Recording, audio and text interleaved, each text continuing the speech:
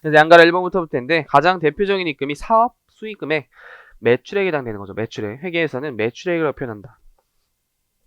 그래서 각종 사업에서 생기는 수익금액 말한다라고 적혀 있는데 가로 보시면 도급금액은 건설회사일 때 건설 계약을 맺은 금액, 그런 금액들을 도급금액이라 좀 표현하죠.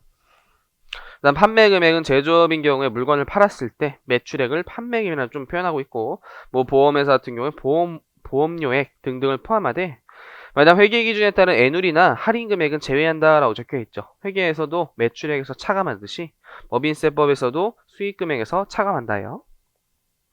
그래서 가장 일반적인 입금에 해당되고, 이제 양가로 2번을 바로 넘어가시면 자산의 양도금액이라고 적혀 있어요. 그래서 위에 사업 수익금액에서 해당되지 않는 것으로서 재고자산 외의 자산이래요. 왜냐면 재고자산을 팔면 양가로 1번의 사업 수익금액이 매출액이 되죠.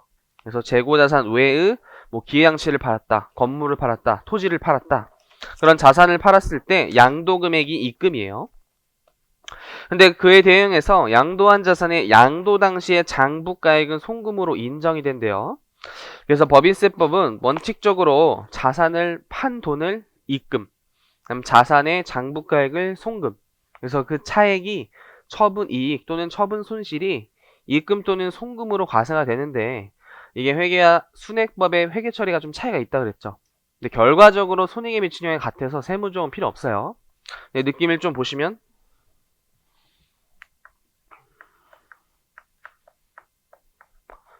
자산을 1000을 취득했대요.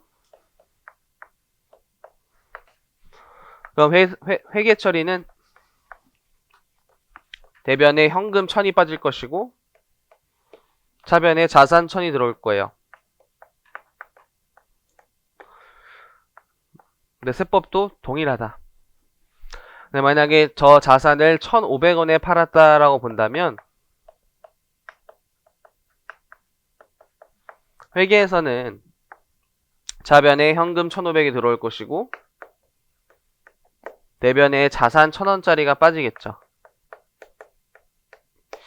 그래서 1500과 1000원의 차액이 유형자산 처분이익 등으로 수익이 계산될 거예요. 그리고 손익계산서에 보통 영업의 수익이 꽂히겠죠. 영업의 수익.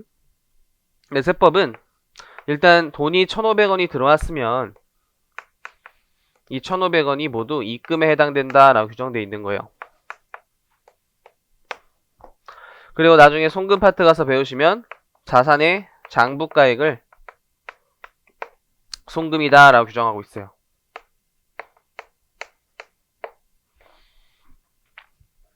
그래서 위에 게 회사 회계 처리, 기업 회계 기준에 따른 회계 처리고, 아래쪽이 법인세법에 따른 회계 처리인데, 법인세법상 입금이 1500이고 송금이 1000원이에요.